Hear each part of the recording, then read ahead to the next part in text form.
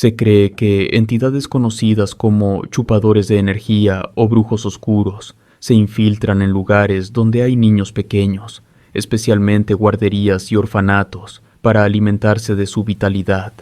Estas creencias sostienen que los niños, por su pureza, son más vulnerables a ataques energéticos que no dejan marcas visibles, pero sí provocan debilidad, apatía o enfermedades repentinas. Trabajé con personas que, a simple vista, no parecerían peligrosas. No me refiero al clásico peligro de trabajar con criminales conocidos o con quienes venden sustancias ilícitas, sino a algo más sutil, pero igual de alarmante. La razón por la que no quiero quedarme callada es porque sé que muchos padres y madres, con la intención de darles una buena calidad de vida a sus hijos, se ven en la necesidad de trabajar ambos y dejar a sus pequeños en una guardería. También sé que especialmente en la última década han salido a la luz muchos informes y casos turbios relacionados con estos lugares. No niego que muchos monstruos no son sobrenaturales, pero lo que voy a contar es otro tipo de señal que debe tomarse en cuenta a la hora de confiarle tu hijo a alguien. Si puedes dejarlo con un familiar en quien confíes plenamente, créeme que es mejor. Muchas veces el lugar que parece perfecto no lo es. Como dije antes, mi integridad podría verse comprometida por lo que voy a decir. Por eso no mencionaré el nombre del lugar. Tengo miedo y sé que algo podría pasarme. Sin embargo, voy a compartir todos los signos que deben observar si su hijo empieza a presentarlos, porque a menudo buscamos evidencias visibles, como moretones, golpes o lo que el niño nos pueda contar. Pero en este caso, les aseguro que no habrá un solo niño que pueda afirmar que ese lugar es malo. Comenzaré diciendo que estudié para ser educadora de preescolar. Era mi sueño. Sé que muchos podrían considerar que es un trabajo difícil o mal valorado, pero siempre sentí que esa era mi verdadera vocación. Desde muy pequeña me gustaba cuidar niños. Eso era lo mío. A medida que crecí, la idea de estar rodeada de pequeños me agradaba más. Desgraciadamente, una vez que me gradué, no encontré muchas ofertas laborales como educadora. Mientras repartía solicitudes de empleo, me encontré con esta guardería. Era un lugar muy prestigioso, que atendía desde bebés hasta niños de 11 años. El centro era enorme y cuanto más investigaba, más referencias positivas encontraba. Sus instalaciones eran impecables y seguras. En resumen, el tipo de lugar en el que muchos desearían trabajar. Me postulé y para mi sorpresa me llamaron. Solo que al llegar a la entrevista me informaron que no había vacantes en el área de preescolar. Solo quedaban puestos disponibles en el área de maternal, es decir, con bebés. La idea no me agradó mucho, pero me prometieron que si se abría un puesto en preescolar me cambiarían de área. Mi situación económica tampoco me daba muchas opciones, así que acepté. No me molestaban los bebés, pero no era precisamente la etapa de la infancia que más me gustaba. Durante las primeras semanas todo fue relativamente normal. Como era nueva, casi nadie me hablaba. Eran cordiales, pero no me incluían mucho en sus actividades. Con el tiempo comencé a acercarme más a un grupo de mujeres mayores que llevaban años trabajando allí. La mayoría de nosotras tomábamos un descanso cuando los bebés dormían. Solo 2 personas del personal debían quedarse vigilando para asegurarse de que todo estuviera bien. A mí me sorprendió que siempre fueran las mismas 2 mujeres. Tenían alrededor de 30 y tantos años, o eso aparentaban porque tiempo después supe que tenían casi 50. No hablaban mucho conmigo. Al principio pensé que quizá estaban molestas porque siempre les tocaba quedarse mientras las demás descansábamos. Durante las primeras semanas no me atreví a preguntar, pero con el tiempo gané algo de confianza con estas mujeres mayores. Les pregunté por qué ellas siempre se quedaban vigilando. Se encogieron de hombros y me dijeron que no sabían, que siempre había sido así. Una de ellas me contó que en una ocasión, algunas compañeras intentaron ofrecerse para cubrirlas y que pudieran ir a descansar, pero que al día siguiente fueron llamadas a la oficina de la directora, quien les dijo que no podían ofrecerse ni quedarse en ese horario. Las regañó de forma muy severa, como si hubieran cometido una falta grave, cuando en realidad solo querían ser compañeras solidarias. Por un momento pensaron que iban a despedirlas, pero finalmente no pasó nada. Desde entonces nadie volvió a cuestionar por qué ellas no descansaban. Una de las mujeres me dijo que tal vez era porque eran hijas de la directora, pero no sabía nada con certeza. Incluso me recomendaron que ya no siguiera preguntando. Me dijeron que si ellas querían trabajar de más, pues que lo hicieran, que al final de cuentas no nos pagaban ni más ni menos por preocuparnos. Eso tenía mucho sentido, solo que pronto supe que tal vez ellas sabían un poco más de lo que me estaban diciendo, porque si bien al principio yo les había creído por completo que no sabían por qué se hacía esto, una ocasión me hizo dudar. Cuando volvimos del descanso, uno de los bebés estaba llorando. Al parecer necesitaba un cambio de pañal. Me acerqué y lo primero que vi fue que en la punta de sus calcetas se notaban unas pequeñas manchas rojas. Eran como puntitos, eso no era normal. Al quitarle las calcetas me di cuenta de que sus deditos se veían extraños. No sabía decir exactamente qué, pero al fijar bien la vista y acercarme un poco, noté que en cada uno de sus dedos había varios puntitos, casi imperceptibles. Había que prestar muchísima atención para verlos, pero estaban ahí, justo en las yemas de los dedos de sus pies. Extrañada, le quité la otra calceta y estaban igual. El bebé seguía llorando. Revisé su pañal, pero no necesitaba cambio. Lo primero que pensé fue que algún insecto lo había picado. Revisé la cuna, pero no encontré nada anormal, así que llamé a una de mis compañeras para que lo viera y me dijera cómo se debía proceder en esos casos, ya que, hasta donde yo sabía, todo esto debía ser reportado a los padres. Ella, al principio, negó que hubiera algo. Le pedí que mirara las yemas de los pies del bebé y dijo que no veía nada. Lo entendí en parte, porque, como mencioné, era una señora de edad un poco avanzada, y no todos tienen la misma capacidad visual. Pero entonces saqué la calceta para mostrársela. Se notaba una mancha de sangre. Ella me la arrebató de las manos y la guardó en su bolsa. Me dijo que le pusiera unas calcetas limpias. Me quedé esperando a que se riera o hiciera alguna broma, pero no lo hizo. Solo repitió que le pusiera las calcetas.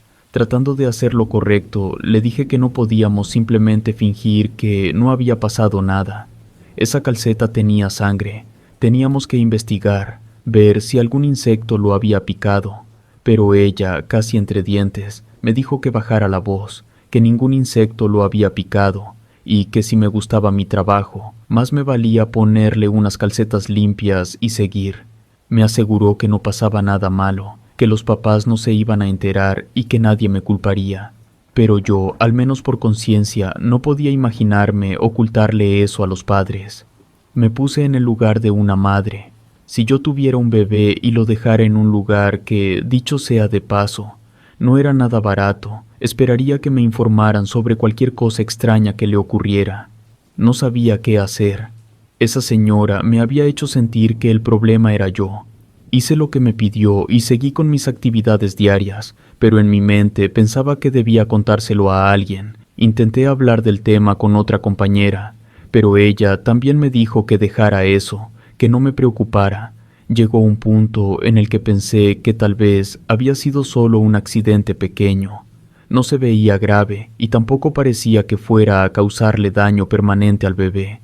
Pensé que, quizás, estaban encubriendo a alguien que se había equivocado. Y sí, suena cruel, pero nadie merece ser despedido por un simple error. A veces, por más buena que seas en tu trabajo, algo puede salir mal.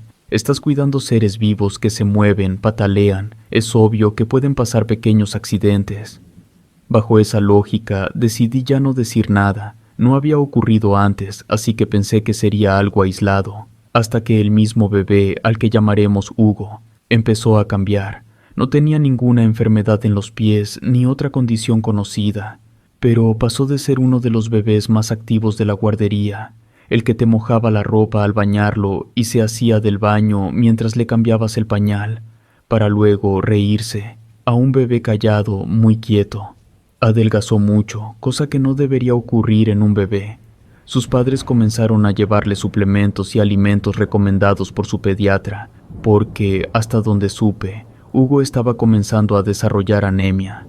Pero después de unos días, la salud de Hugo mejoró mucho, pero otro bebé comenzó a mostrar síntomas similares. Al principio fue igual de gradual e inexplicable que con Hugo. Para quien no lo sepa, la anemia no es contagiosa. No es como si en el mismo centro pudiera ocurrir algo que generara una especie de epidemia de anemia. Aún así, investigando un poco más, encontré información que decía que los bebés muchas veces comenzaban a tener ciertos problemas de salud que no pueden vincularse directamente con la guardería. Muy pronto me di cuenta de que no solo los bebés presentaban estos síntomas, sino también niños muy pequeños. Supe que a los niños de preescolar les ocurría algo similar, pero eran situaciones que solo trabajando directamente ahí uno podía notar. Los casos parecían aislados, problemas o daños que podrían ocurrirle a un niño en cualquier lugar, y que si te enojabas con la guardería podrías parecer ridículo. Me di cuenta de esto una vez que una maestra del área de preescolar no llegó. Como yo era la más capacitada en esa área, me asignaron ahí temporalmente por 2 semanas, mientras ella se recuperaba de un accidente. Recuerdo bien que vi a una niña de unos 4 años sentada en una de las bancas. Se estaba revisando los pies, así que me acerqué para preguntarle si necesitaba ayuda. Ella me sonrió y me dijo que no, pero que sentía que se le habían enterrado 1 o 2 espinas en la planta de los pies y que no podía quitárselas. Me extrañó, porque el área de juegos estaba muy bien inspeccionada, precisamente para garantizar que los niños no se lastimaran con nada puntiagudo. Me dijo que se había caído cerca de la resbaladilla y que después de eso la llevaron a dormir la siesta. Y cuando despertó se dio cuenta de que probablemente se le habían enterrado algunas espinas porque le dolía un poco. Dijo que no era grave, solo un poco molesto. Me enseñó sus dedos y aunque al principio no vi nada, una vez que les presté más atención, tal como había ocurrido con el pequeño Hugo, pude ver esos extraños puntitos rojos en los dedos. Revisé también la planta de sus pies y estaba igual. La similitud con el caso de Hugo me hizo sospechar. En ambos casos todo ocurría durante la hora de la siesta. ¿Cómo era posible que nadie notara lo que fuera que estaba sucediendo? Como ella podía explicarse mejor, decidí ser más directa. Le pregunté si había sentido algo o si había visto insectos en los salones o en donde dormían. Pensó por un momento y me dijo que no, que nunca había visto un solo insecto. También dijo que ahora que lo pensaba, tampoco había espinas cerca de la resbaladilla. Obviamente no le dio importancia. Como mencioné antes, no le dolía, solo era incómodo. Se puso los zapatos y se fue a jugar. Pero yo sinceramente sentía que algo más turbio pasaba ahí.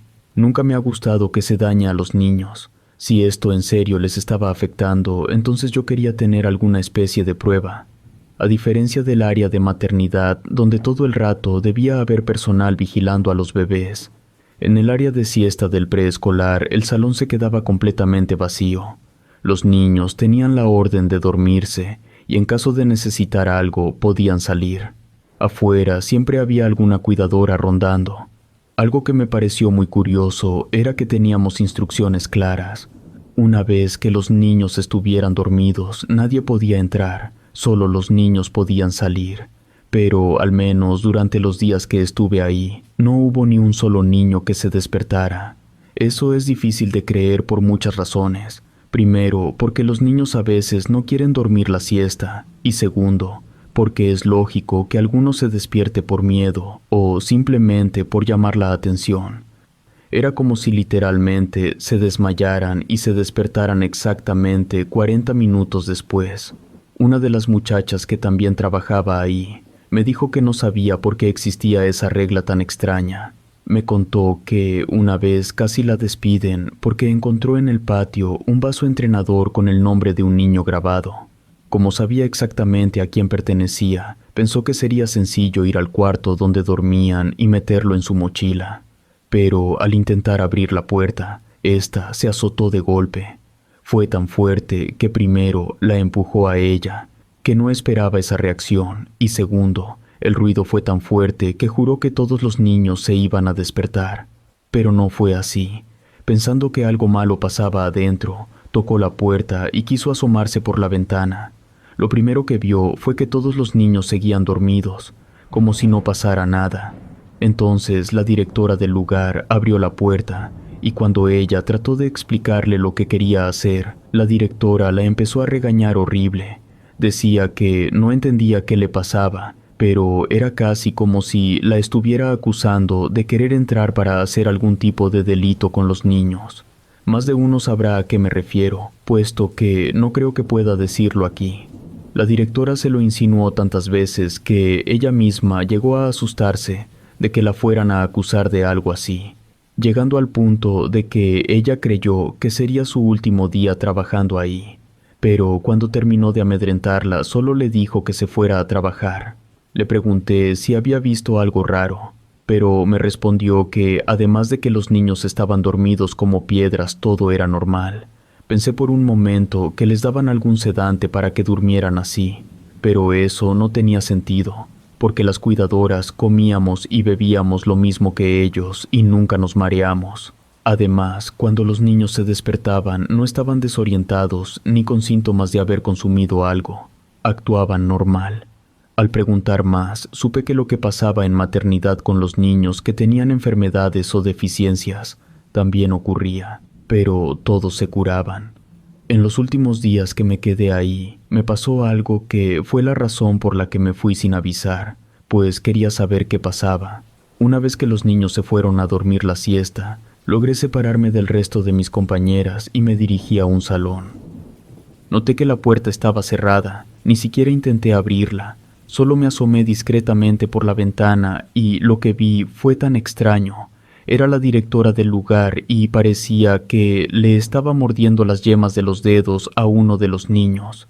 Por la posición no pude ver muy bien, pero eso era lo que parecía. Vi que uno de los niños que estaba dormido justo al lado se despertó. Ni siquiera había terminado de abrir bien los ojos cuando la directora le tocó la frente y el niño volvió a caer dormido, casi como si se hubiese desmayado, como si tuviera algún poder que hiciera que todos se durmieran al instante. Ella siguió mordiéndolo. Yo estaba tan alterada, pero más aún cuando vi que ella volteó a verme. No sé si hice algún ruido o solo sintió mi presencia, pero sus ojos, hasta el día de hoy sigo teniendo pesadillas, eran totalmente oscuros, no tenían nada de blanco, ni siquiera la parte blanca natural de los ojos, todo era negro, y su boca tenía sangre. No estaba segura si me había reconocido o no, solo me eché a correr y fui con las demás. La directora llegó poco tiempo después y ahí supe que efectivamente no sabía quién era, porque preguntó quién había ido al área. Yo traté de actuar lo más natural posible, fingiendo que no sabía nada y me contuve hasta irme de ahí. Jamás regresé a trabajar. Mi primera intención después de ver eso fue ir con la policía o alguien, pero la verdad es que una vez que se lo conté a mi pareja, me dijo que nadie me creería, que todo eso parecía sacado de un libro de brujas y que no podían investigar a nadie por ser una bruja. Era simplemente ridículo. Además, ningún padre había levantado jamás una queja sobre algo así. Jamás volví a ese trabajo, pero comencé a recibir muchas amenazas con cartas. Claro que intenté hacer algo con la policía, pero me dijeron que enviar cartas no es un delito. Tenía tanto miedo por mi seguridad y la de mi pareja que nos fuimos de esa ciudad, y ahora vivimos en otra donde no volvimos a saber nada de esas personas. Me mata el saber que sé lo que sé y no puedo hacer nada al respecto. Ellas seguirán haciéndolo. Es el trabajo perfecto para ellas. Por eso quise contarlo. Porque si hay una mínima oportunidad de que como padre o madre revises estos signos en tu hijo que al principio podrían parecer nada, quiero que sepas que es algo más. Relato escrito y adaptado por Lisa Hernández.